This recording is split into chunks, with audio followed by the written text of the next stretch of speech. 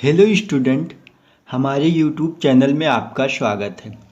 इस वीडियो में हम बताएंगे कि आप हिंदी से इंग्लिश में कैसे ट्रांसलेट करें। कुछ ऐसे साधारण वाक्य हैं जिन्हें आप जानेंगे और उसे इंग्लिश में ट्रांसलेट करेंगे। तो यहाँ पे देखिए लिखा है लड़का दौड़ता है।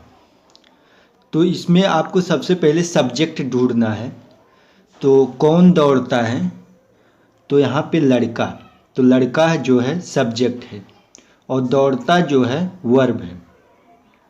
तो हम सबसे पहले लिखेंगे सब्जेक्ट। तो यहाँ पे लिख देंगे द बॉय। द इसलिए लगाएंगे क्योंकि जो फेमस चीज़ होता है, जो एक चीज़ होता है, उसके आगे हम द लगाते हैं। उसके बाद लगाएंगे यहाँ पे देखिए प्रेजेंट इंडेफिनिट टेंस का पॉजिटिव सेंटेंस यह है, जो लड़का दौड़ता है। ये जो वाक्य हिंदी में लिखा गया है प्रेजेंट इंडेफिनिट टेंस का पॉजिटिव सेंटेंस है। तो यहाँ पे उसके बाद रन से लगा देंगे। रन माने दौड़ना होता है, यस लगाते हैं पीछे क्योंकि पॉजिटिव सेंटेंस का सूत्र होता है कर्ता प्लस क्रिया प्लस कर्म। और यदि कर्ता एक वचन है तो वर्ब में यस या यस पीछे लगा देते हैं।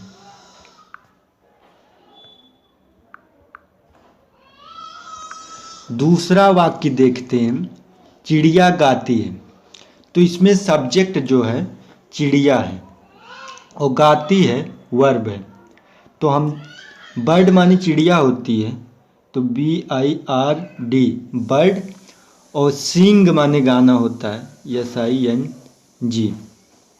सिंग माने गाना होता है। तो यहाँ पे ध्यान दीजिए बर्ड जो है फेमस चीज़ है, तो इसके आगे हम दा लगा देंगे। और यहाँ पे ये जो है प्रेजेंट इंडेफिनिट टेंस का पॉजिटिव सेंटेंस में अगर जो सब्जेक्ट है एक वचन है तो यहाँ पे पीछे यस या यस लगा देते हैं। तो यहाँ पे हम यस लगाएंगे। तो द बर्ड सॉन्ग्स, चिड़िया गाती है, द बर्ड सॉन्ग्स इसका इंग्लिश होगा।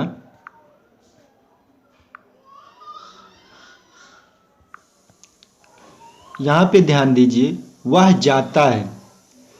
तो ही माने वह होता है और गो माने जाना होता है।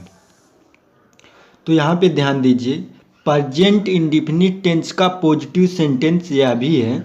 तो यहाँ पे एक वचन है, सब्जेक्ट जो है एक वचन है, इसलिए हम पीछे ES लगाएंगे, गोज करेंगे। तब ही गोज मतलब वह जाता है।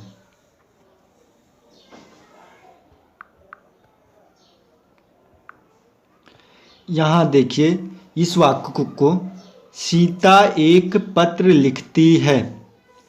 तो जैसा कि इसमें सब्जेक्ट सीता है, एक पत्र जो है इसमें ऑब्जेक्ट है। ऑब्जेक्ट हिंदी में कर्म बोलते हैं, लिखती है वर्ब है, ये सब्जेक्ट है। तो सबसे पहले हम इसे लिखेंगे, उसके बाद इसे। यहाँ पे ध्यान दीजिए पहला इसे लिखेंगे, दूसरा इसे, तीसरा इसे, बीच में से जो है तीसरे नंबर पे लिखते हैं। तो पहले सबसे पहले हम सीता लिखेंगे यहाँ पे SITA सीता। उसके बाद दूसरे नंबर पे लिखेंगे, यहाँ पे सीता एक वचन है इसलिए राइटर्स लिख देंगे WRITES राइटर्स। ES बढ़ा देंगे क्योंकि सीता एक वचन है। उसके बाद एक पत्र का इंग्लिश होता है ए लेटर। उसके बाद यहाँ पे लिख देंगे ए लेटर। तो इसका इंग्लिश हो जाएगा Sita writers a letter. Sita writer a letter, जो सीता एक पत्र लिखती है इसका इंग्लिश होगा सीता राइटर्स ए लेटर। विद्यार्थी पढ़ते हैं। तो यहाँ पे सब्जेक्ट देखेंगे विद्यार्थी। स्टूडेंट्स मतलब विद्यार्थी होता है, तो हम इसे लिख देंगे STUDENT। यहाँ विद्यार्थी मतलब प्लूरल वाक्य है, बहुवचन है, इसलिए विद्यार्थी। तो यहाँ पर सब स्टूडेंट्स लिखेंगे। उसके बाद वर्ब पीछे लगा देंगे रीड, READ, रीड। यहाँ पे ध्यान दीजिए कि रीड यहाँ जो सब्जेक्ट जो है बहुवचन है, इसलिए वर्ब फर्स्ट फॉर्म लगाएंगे। यहाँ पे यस या यस पीछे नहीं बढ़ाएंगे। इसे एक बार क्लीन से लिख देते हैं, स्टूडेंट, STUDENT, स्टूडेंट रीड। तो विद्यार्थी पढ़ते हैं, तो स्टूडेंट रीड। उसके बाद यहाँ पे इस वाक्य को हम ध्यान देते हैं, अध्यापक पढ़ाते हैं। तो जैसा कि टीचर मतलब अध्यापक होता है, अध्यापक पढ़ाते हैं। तो यहाँ पे ध्यान दीजिए वर्ब जो है बहुवचन है, पढ़ाते हैं अध्यापक। तो यहाँ पे जो सब्जेक्ट है बहुवचन है, तो टीचर्स लिखेंगे, TACHERS,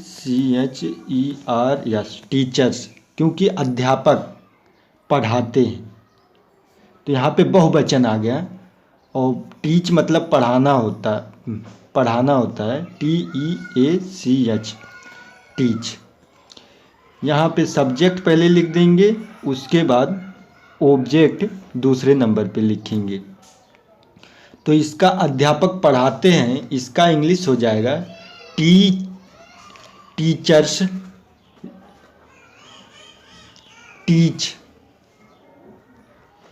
टीचर्स टीच, अध्यापक पढ़ाते हैं। मैं फुटबॉल खेलता हूँ, तो आई मतलब मैं होता है। उसके बाद यहाँ पे देखिए आई जो है सब्जेक्ट है, इसे हम पहले लिखेंगे, और दूसरा नंबर पे हम लिखेंगे वर्ब, खेलता है, इसे दूसरा नंबर पे लिखेंगे। फुटबॉल तीसरे नंबर पे लिखेंगे, इसे वो ऑब्जेक्ट कहते हैं। जो बीच में रहेगा उसे पीछे लिखेंगे, जो यहाँ किनारे एकदम रहेगा, एकदम पीछे रहेगा, उसे दूसरे नंबर पे लिखेंगे। ये सब बातें ध्यान दीजिए। यहाँ आई मतलब मैं होता है, तो पहले आई लिख देंगे। खेलता हूँ, तो प्ले माने खेलना होता है, तो प्ले लिख देता हूँ, PLAY। उसके बाद फुटबॉल लिख देता हूँ,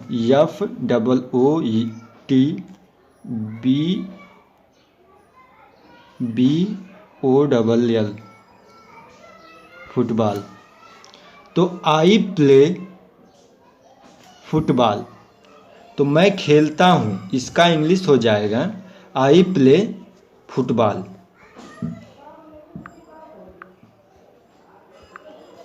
तुम मुझसे बातें करते हो, तो यहाँ पे ध्यान दीजिए, तुम मुझसे बातें करते हो।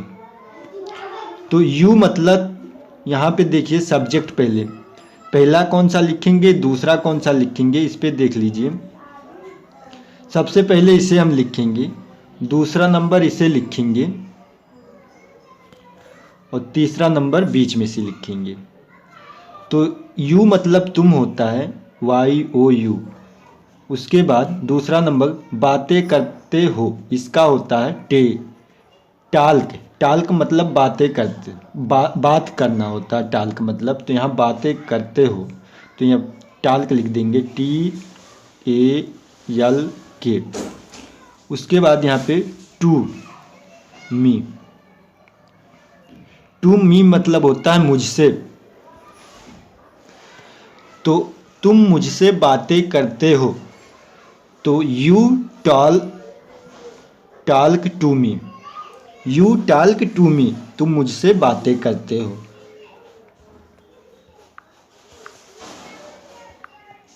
राम टहलने नहीं जाता है।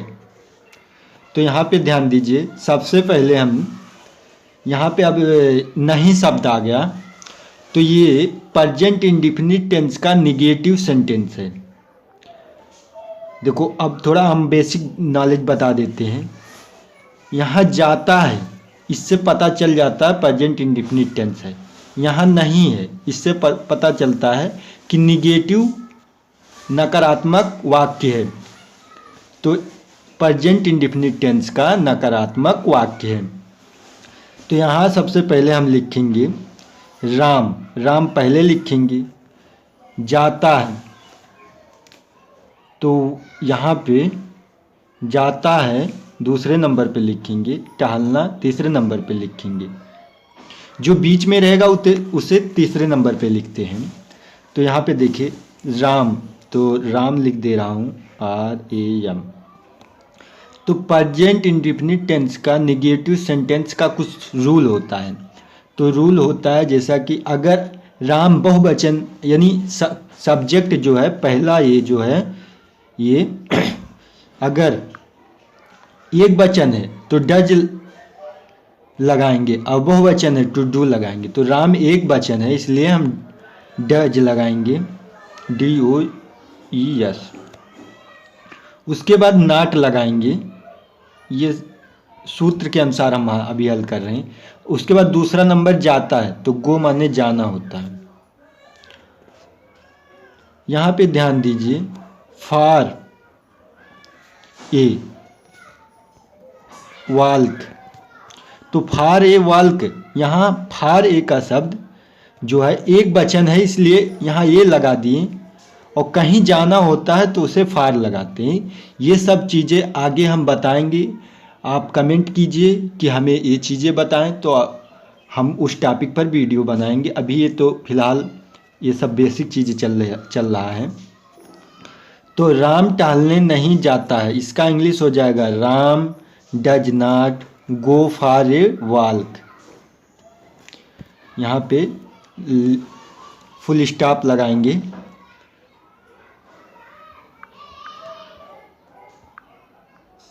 वह नहीं दौड़ती है, तो यहाँ पे ध्यान दीजिए वह नहीं दौड़ती है। वह यानी लड़की है, लड़की सी मतलब वह होता है।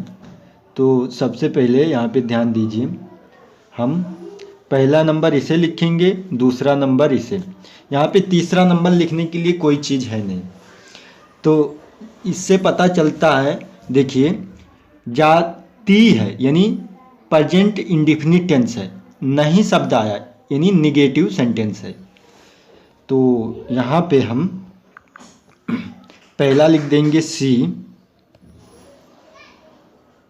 उसके बाद इसका सूत्र होता है, सूत्र के अनुसार यहाँ पे लिखेंगे वह जो है एक वचन है इसलिए हम डज का प्रयोग करेंगे। उसके बाद यहाँ पे नॉट लगाएंगे। उसके बाद रन मतलब दौड़ना होता है, RUN, यहाँ पे फुल स्टॉप लगा देंगे।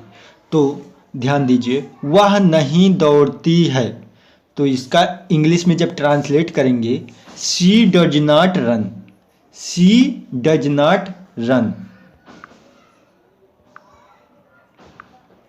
मनुष्य रोते नहीं हैं, मनुष्य रोते नहीं हैं। यहाँ पे ध्यान दीजिए, यहाँ पे पाई रहेगा। तो मैन मतलब आदमी होता है, MEN, मैन मतलब मनुष्य। उसके बाद यहाँ पे वीप मतलब रोना होता है, VEEP। आपको मीनिंग पहले बता दूं ताकि पता चल जाए कि कौन से मीनिंग का क्या अर्थ होता है। और नॉट माने नहीं होता है, आप पहले से ही जानते हैं। तो मैन मतलब मनुष्य, वीप मतलब रोना, और नॉट मतलब नहीं। आपको मीनिंग मालूम हो गया, तो हम इसको हटा देते हैं। उसके बाद सबसे पहले हम यहाँ पे लिखेंगे कि मैन, क्योंकि पहले इसे लिखेंगे उसके बाद दूसरा नंबर इसे लिखेंगे, और तीसरा नंबर लिखने के लिए यहाँ पे दिया ही नहीं है। तो पहले लिखेंगे मैन, MEN। उसके बाद यहाँ पे ध्यान दीजिए कि प्रेजेंट इंडेफिनिट टेंस का निगेटिव सेंटेंस है, इसलिए यहाँ पे मैन मनुष्य यानी बहुवचन है, इसके लिए हम यहाँ पे डू, उसके बाद नहीं शब्द आया है इसलिए हम नॉट लगाएंगे। उसके बाद ये लगा देंगे वीप माने रोना, WEEP, यहाँ पे फुल स्टॉप लगाएंगे। तो मनुष्य रोते नहीं हैं, मैन डू नॉट वीप।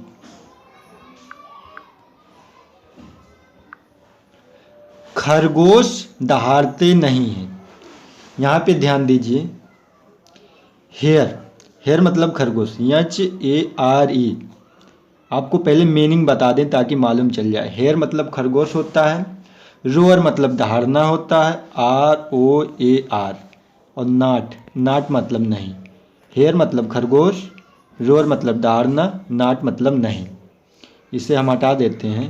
सबसे पहले हम लिखेंगे खरगोश, उसके बाद दहाड़ते हैं, यानी दूसरा नंबर इसे लिखेंगे। तो लिख देंगे क्योंकि खरगोश जो फेमस चीज़ है, फेमस जानवर है, यानी जो चीज़ प्रसिद्ध हो जाता है उसके आगे हम दा लगाते हैं, THE, हेयर, HARE। उसके बाद यहाँ पे देखिए नहीं शब्द आया है और यह प्रेजेंट इंडेफिनिट टेंस का निगेटिव वाक्य है, इससे पता चलता है। तो डू पे लगा देंगे क्योंकि यह बहुवचन है, खरगोश दहाड़ते नहीं हैं, बहुवचन के लिए डू नॉट का प्रयोग करते हैं। उसके बाद रोअर लगा देंगे, ROAR। The hare do not roar, तो खरगोश दहाड़ते नहीं हैं।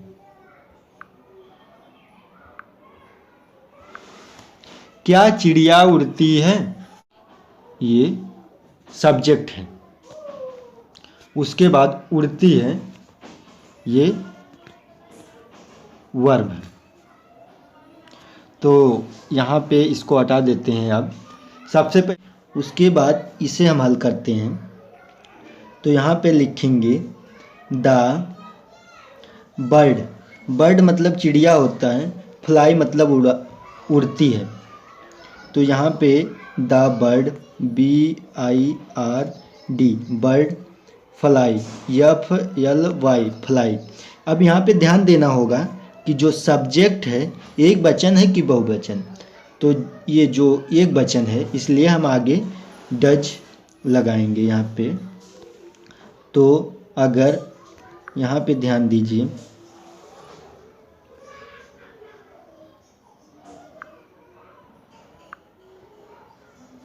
यहाँ पे ध्यान दीजिए, क्या चिड़िया उड़ती है, तो इसका इंग्लिश हो जाएगा डज द बर्ड फ्लाई। यहाँ इसे सबसे पहले हम इसे लिखेंगे चिड़िया, इस पर ध्यान देंगे, ज़्यादा फोकस डालेंगे कि चिड़िया एक वचन है कि बहुवचन है, उसके अनुसार हम यहाँ पे लगाएंगे। यह प्रेजेंट इंडेफिनिट टेंस का इंट्रोगेटिव सेंटेंस है। देखिए यहाँ पे ता है तो इससे पता चलता है कि प्रेजेंट इंडेफिनिट टेंस है। यहाँ क्वेश्चन मार्क लगा है इसलिए यह इंट्रोगेटिव सेंटेंस है। क्या चिड़िया उड़ती है, तो यहाँ पे डज द बर्ड फ्लाई, इसका इंग्लिश हो जाएगा। क्या तुम उनके घर जाते हो, यहाँ देखिए वाक्य पर ध्यान दीजिए, क्या तुम उनके घर जाते हो। तो सबसे पहले आपको क्या करना है, यहाँ से इसको हटा देना है। मान लीजिए, मानने के लिए इसको हटा दिए हैं, इसको ध्यान दीजिए हटा दिए हैं। उसके बाद हमको इतना हल करना है। तो सबसे पहले हम लिखेंगे, सबसे पहले यू मतलब तुम होता है, आपको पहले मीनिंग बता दें। यू मतलब तुम होता है, हाउस मतलब घर होता है, HOUSE। गो माने जाना होता है, इस गो, ये हाउस यहाँ पे। हिज मतलब उसके होता है, यहाँ पे HIS, हिज मतलब उसके। तो यू मतलब तुम, हिज मतलब उसके, हाउस मतलब घर, गो मतलब जाना। मीनिंग आपको पता हो गया है। अब यहाँ पे ध्यान देंगे, कि सबसे पहले हम लिखेंगे यू का मीनिंग लिखेंगे। सबसे पहले हम इसे लिखेंगे, उसके बाद ये इसे लिख देंगे दूसरा नंबर, तीसरा नंबर इसे लिखेंगे बीच वाला। तो YOU, गो मतलब जाना होता है, GO दूसरा नंबर लिख रहे हैं। तीसरा नंबर होता है हिज,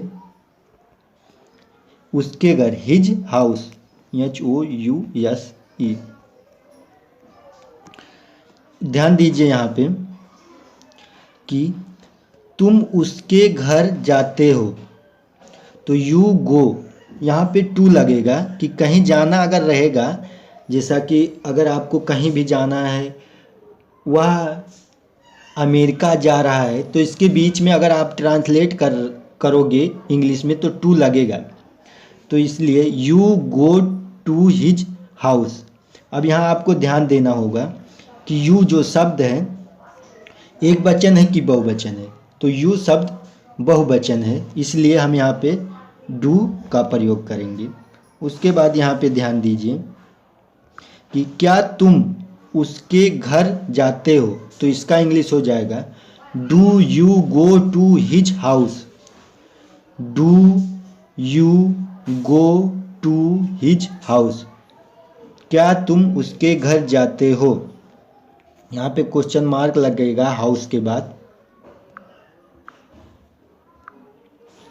क्या वे रोज स्नान करते हैं, तो सबसे पहले हमको यहाँ से क्या शब्द, अभी हमें कुछ नहीं लेना देना है।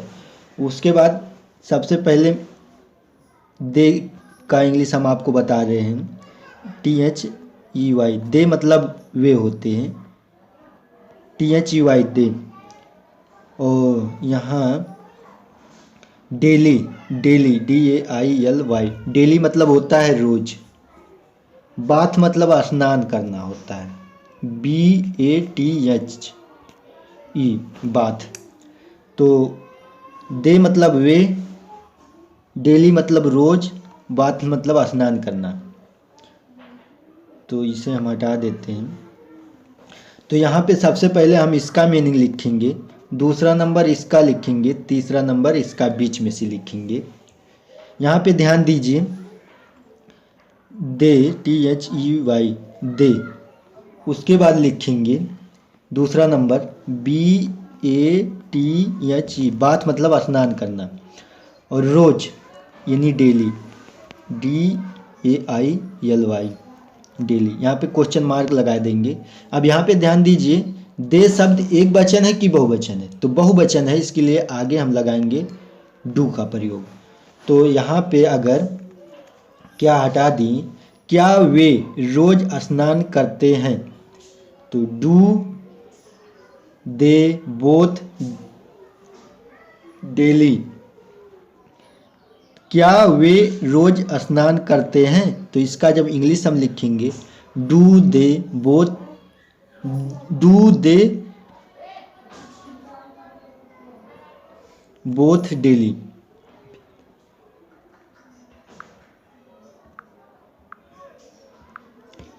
इस वाक्य पर अब ध्यान दीजिए, तुम्हारा भाई कब आता है।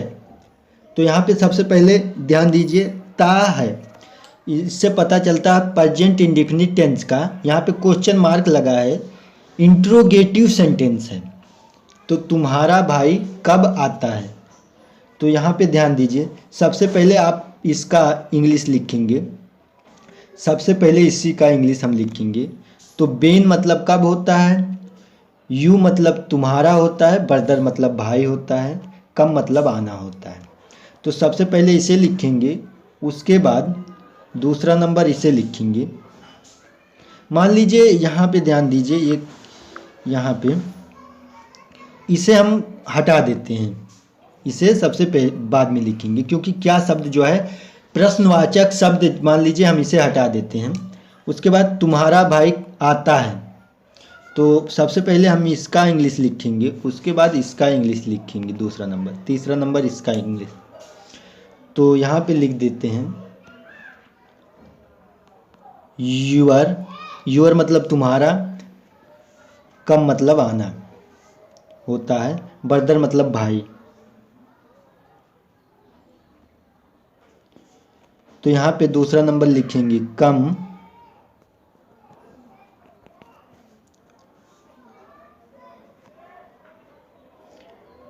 Brother, BROTHER, brother. अब यहाँ पे ध्यान दीजिए कि जो यहाँ पे कब शब्द आपने वेन मतलब कब होता है, WHEN वेन। अब यहाँ पे ध्यान दीजिए कि आपको ये देख के, तुम्हारा देख के आपको यहाँ पे अभी सहायक क्रिया लगाना है। तो योर मतलब तुम्हारा, यहाँ पे ध्यान दीजिए, तुम्हारा एक वचन है, ये एक वचन, इसलिए यहाँ पे डज लगाएंगे। तुम्हारा भाई कब आता है, when does you come brother. लिखा है तुम कहाँ कार्य करते हो। तो यहाँ पे कहाँ शब्द जो है हम अभी नहीं इससे कुछ मान्य रखते हैं।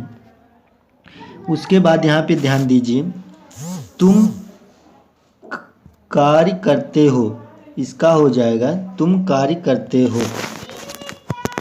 तो यहाँ पे तुम जो है, यूर मतलब तुम्हारा, तुम होता, यू मतलब तुम होता है। यहाँ पे ध्यान दीजिए, यू मतलब तुम होता पहले, कार्य करते हो दूसरा नंबर पे, इसे हम लिखेंगे कार्य करते हो। तो यहाँ पे पहला नंबर पे हमने लिख दिया YOU, कार्य करते हो यानी वर्क, WORK, वर्क मतलब कार्य करते हो। तो यहाँ पे ध्यान दीजिए, अगर यह शब्द हम यहाँ पे लगाएंगे, इसे वेयर मतलब कहाँ होता है, तो सबसे पहले वेयर लगाएंगे, WHERE, वेयर। उसके बाद यहाँ पे हम जो यू को देखकर यहाँ पे डू लगाएंगे, क्योंकि यू बहुवचन है। तो इसका इंग्लिश हम यहाँ पे फिर से लिख देते हैं, तुम कहाँ कार्य करते हो यानी where, WHER, where do you work, WORK। यहाँ पे ध्यान दीजिए, अगर कहीं भी लिखा रहेगा तुम कहाँ कार्य करते हो, तो लिखेंगे व्हेन डू यू वर्क। तो इसमें सबसे पहले आपको, अगर इसे हटा देंगे तो पहला नंबर इसे लिख देंगे और दूसरा नंबर इसे लिख देंगे। तो इस तरह आप सेंटेंस बना सकते हो। यहाँ पे मैसेज परेशान कर रहा है, इसे डिलीट करते हैं यहाँ से। अब यहाँ पे ध्यान दीजिए, तुम क्या पढ़ते हो।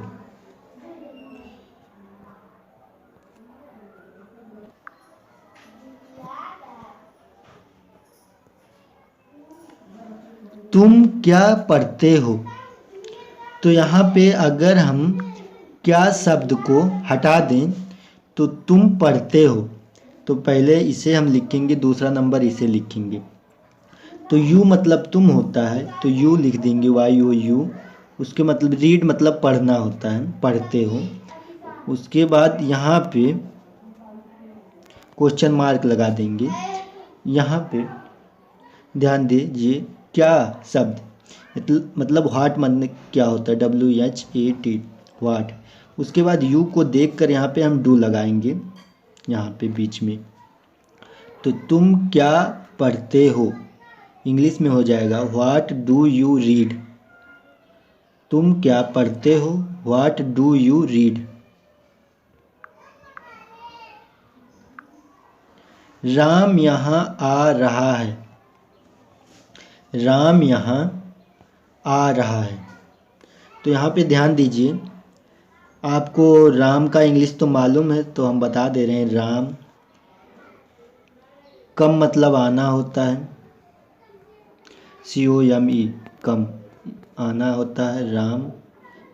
इसका देखिए हेयर मतलब यहाँ होता है। आपको मीनिंग मालूम हो गया है, इसे हटा देते हैं। तो सबसे पहले आप लिखेंगे राम पहला नंबर, आता दूसरा नंबर, हेयर यहाँ तीसरा नंबर। तो यहाँ पे ध्यान दीजिए, रहा है, तो ये प्रेजेंट कंटिन्यूअस टेंस का पॉजिटिव सेंटेंस है। तो पहले लिखेंगे राम RAM राम हो गया। दूसरा नंबर आ रहा है, तो यहाँ पे देखिए हम प्रेजेंट कंटिन्यूअस टेंस का पॉजिटिव सेंटेंस है, तो इसलिए हम यहाँ पे इज लगाएंगे। राम एक वचन है इसलिए इज लगाएंगे। कमिंग मतलब आना, COM, कम मतलब आना होता है, लेकिन यहाँ पे ING फॉर्म लगेगा, ING, COM ING, कमिंग मतलब आना दूसरा नंबर पे लिखेंगे। और तीसरा नंबर लिखेंगे हेयर, HERE। तो राम यहाँ आ रहा है, तो Ram is coming here, Ram is coming here लिखेंगे। घोड़ा दौड़ रहा है, तो यहाँ पे ध्यान दीजिए, घोड़ा दौड़ रहा है।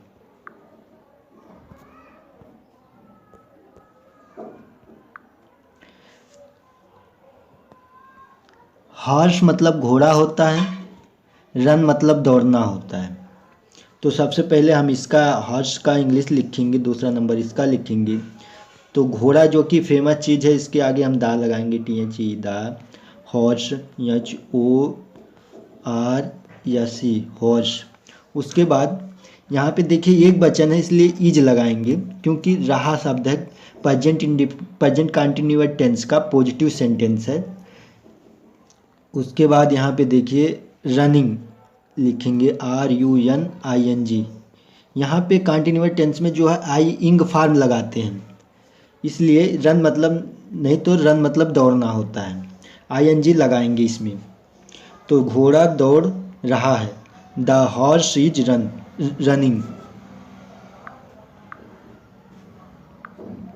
वे खेल रहे हैं, ध्यान दीजिए इसमें, वे खेल रहे हैं।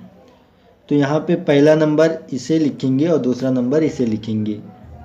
तो दे मतलब वे होता है, प्ले मतलब खेलना होता है, तो THEY, दे जो सब्जेक्ट है बहुवचन है, इसलिए आर यहाँ पे लगाएंगे। इज RM कंटिन्यूअस टेंस में इज RM का प्रयोग होता है सहायक क्रिया। उसके बाद प्ले, PLAY, ING लगा देंगे पीछे, क्योंकि कंटिन्यूअस टेंस में ING लगाते हैं। तो वे खेल रहे हैं, इसका इंग्लिश हो जाएगा they are playing. They are playing मतलब वे खेल रहे हैं। मैं नदी पार नहीं कर रहा हूँ, मैं नदी पार नहीं कर रहा हूँ। तो आई मतलब मैं होता है, रिवर मतलब नदी होता है, RIVER। क्रॉस मतलब पार होता है, CROSS। नॉट मतलब नहीं होता है। तो आई मतलब मैं, रिवर मतलब नदी, क्रॉस मतलब पार, नॉट मतलब नहीं। उसके बाद यहाँ पे ध्यान दीजिए, सबसे पहले हम लिखेंगे आई, उसके बाद दूसरा नंबर लिखेंगे यहाँ पे दूसरा नंबर इसे लिखेंगे, पार नहीं कर रहा हूँ, यानी नहीं शब्द हटा दिया जाए तो पार कर रहा हूँ होगा। तीसरा नंबर यहाँ लिखेंगे इसे नदी पे। तो आई, यहाँ पे ध्यान दीजिए, कर रहा हूँ कंटिन्यूअस टेंस है, तो आई के साथ एम लगाएंगे।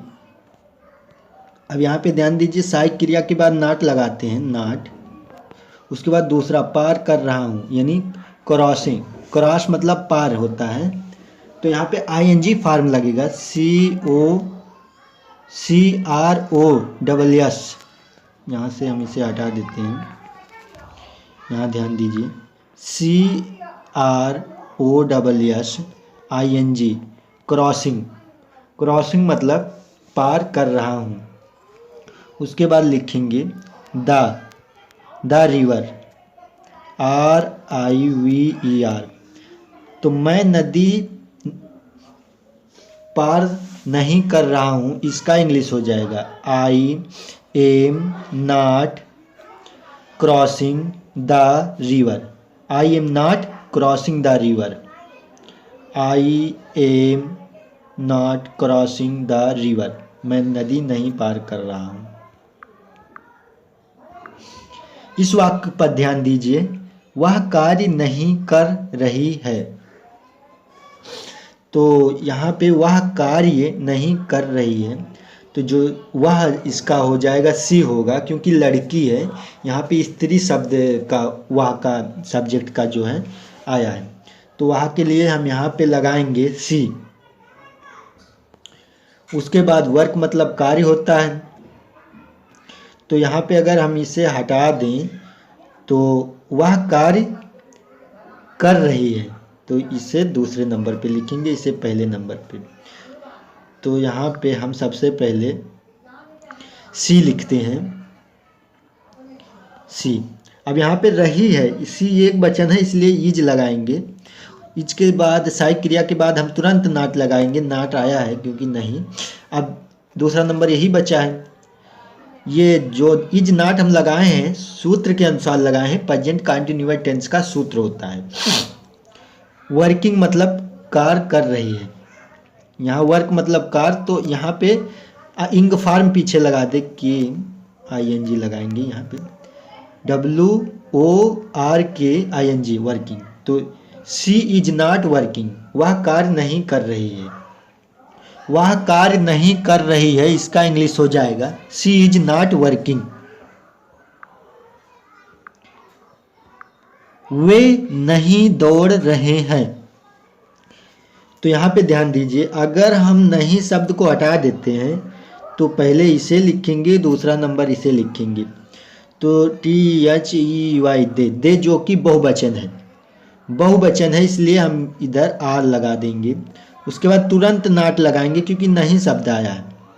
उसके बाद रन मतलब दौड़ना होता है, तो आर देखिए RUN, रन मतलब दौड़ना होता है, लेकिन यहाँ पे ING लगाएंगे क्योंकि यहाँ पे इंग फॉर्म लगता है, RUN डबल एन रहेगा ING।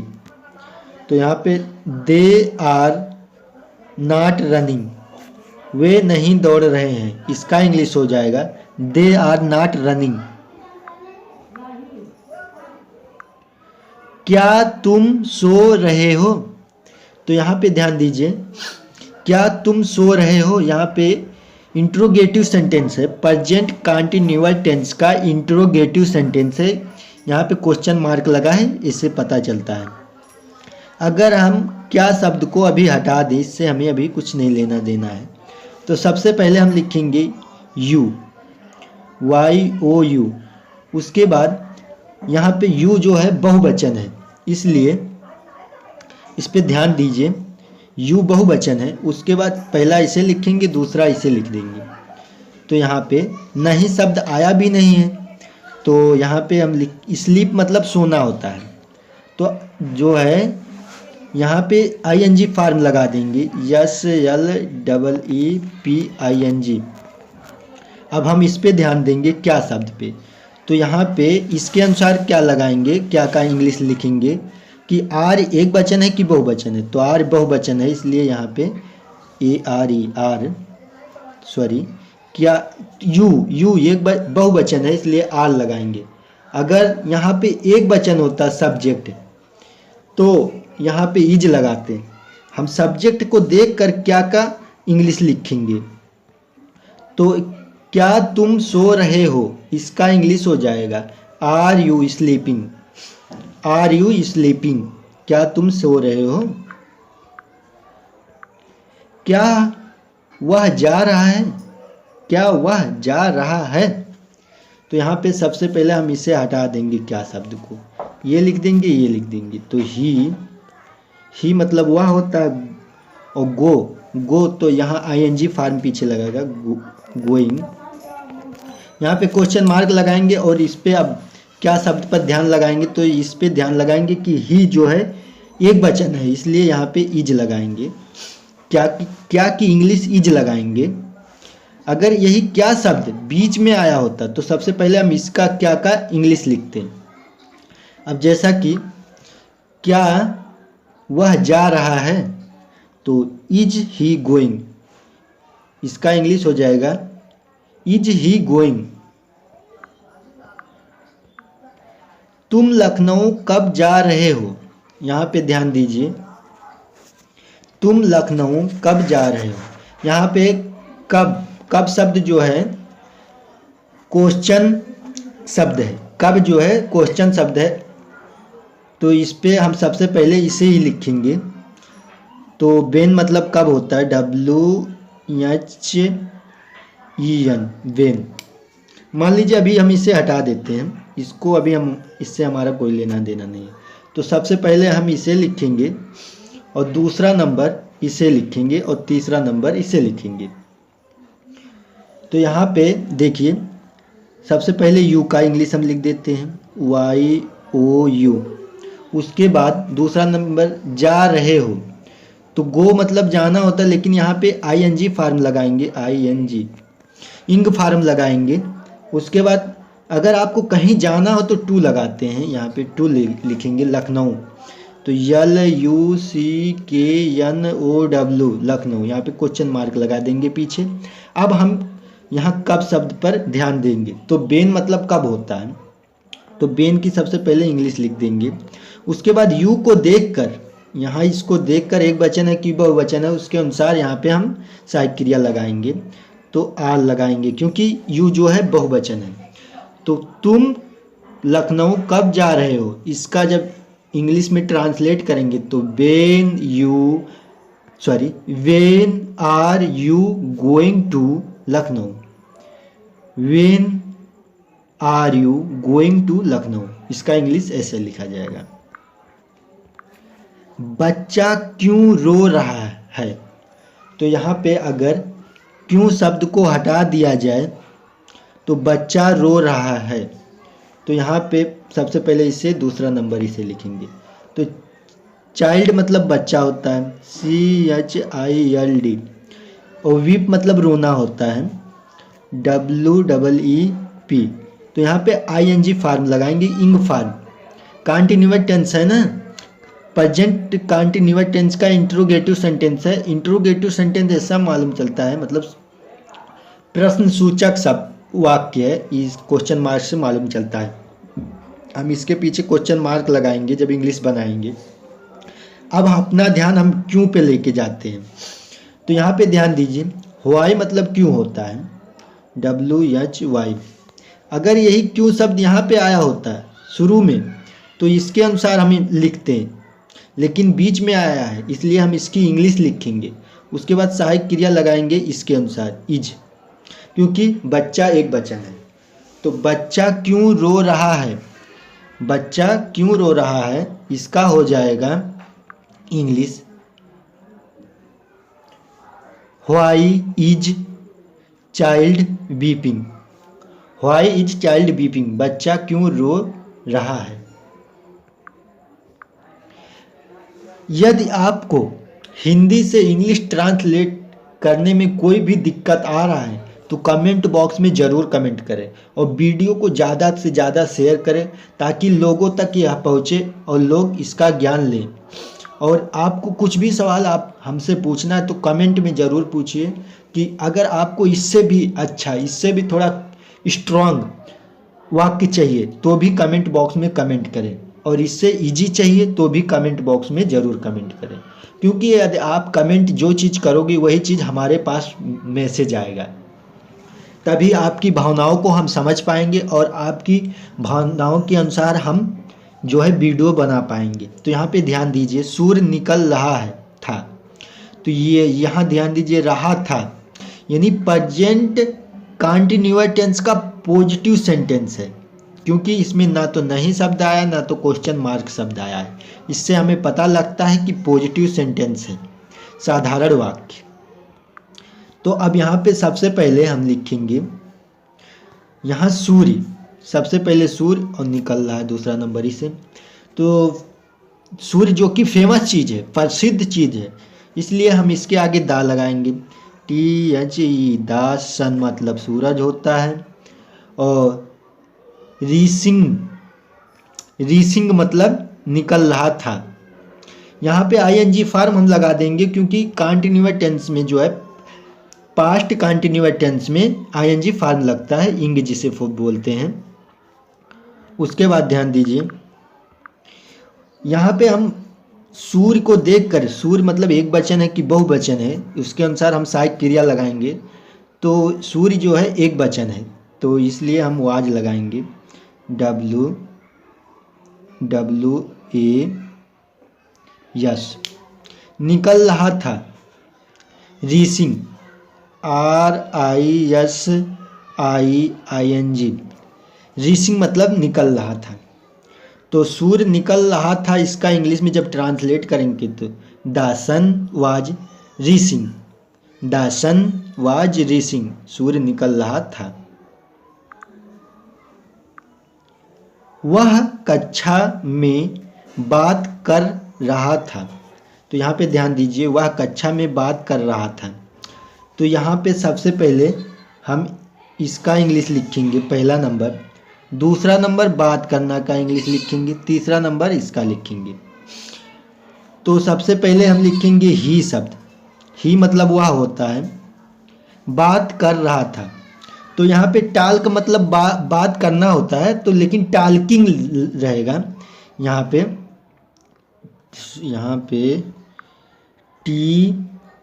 TALKING, टाल्किंग हो जाएगा।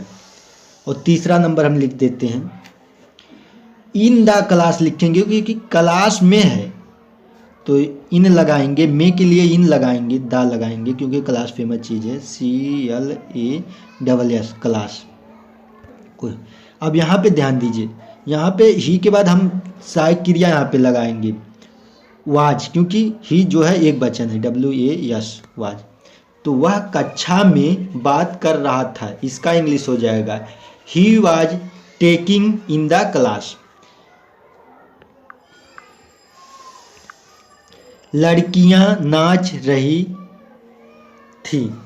तो यहाँ पे देखिए लड़कियां बहुवचन है, तो सबसे पहले हम इसका लिखेंगे, दूसरा नंबर इसका लिखेंगे। तो गर्ल्स लिख देंगे। गर्ल मतलब लड़कियां होती हैं, एक वचन में आएगा, गर्ल्स हो जाएगा बहुवचन में।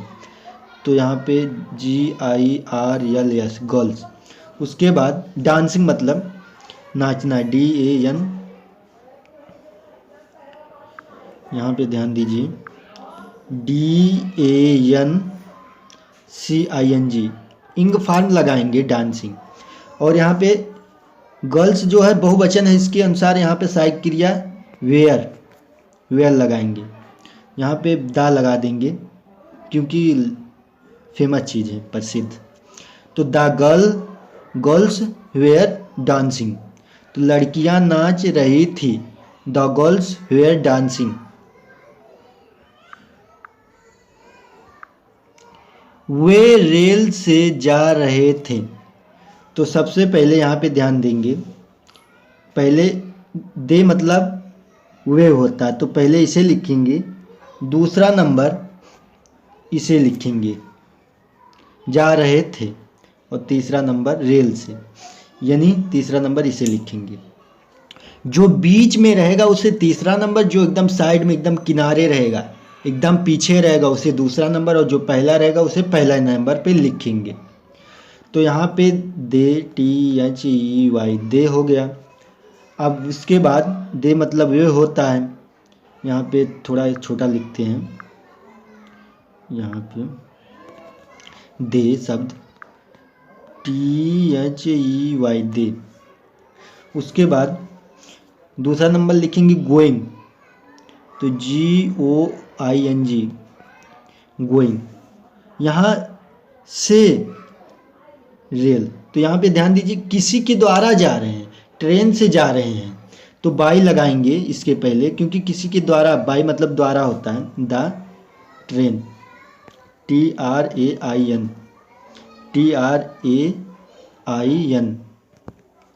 तो यहाँ पे ध्यान दीजिए, दे मतलब वे, गोइंग मतलब जा रहे थे, बाय द ट्रेन रेल से। अब दे को देखकर हम यहाँ पे सहायक क्रिया लगाएंगे, क्योंकि अभी इसके बाद हम सहायक क्रिया लगाते हैं, ये सूत्र के अनुसार हम सहायक क्रिया लगाते हैं। तो वेयर, हेयर रहेगा, एयर यहाँ पे रहेगा, they were going by the train, तो वे रेल से जा रहे थे।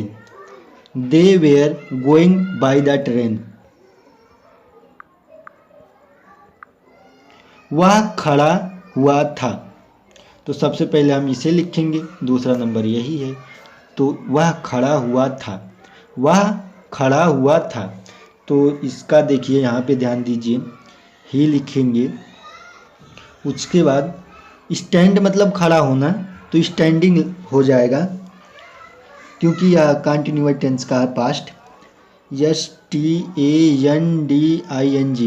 स्टैंडिंग। अब यहाँ ही को देखकर हम सहायक क्रिया लगाएंगे, तो ही जो है एक वचन, इसके लिए वाज लगाएंगे।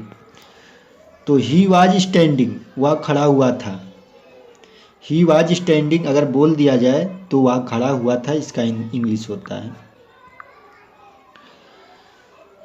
वह बैठी हुई थी। तो यहाँ पे ध्यान दीजिए, वह बैठी हुई थी, बैठी हुई थी। तो जो है यहाँ पे वह शब्द की इंग्लिश हम लिखेंगे सी, SHE, क्योंकि वह स्त्री है। तो ओके, बस यहाँ पे सीटिंग मतलब बैठना होता है, SITTING सीटिंग, SITTING। यहाँ पे सी को देखकर हम यहाँ पे सहायक क्रिया लगाएंगे वाज, क्योंकि सी एक वचन है।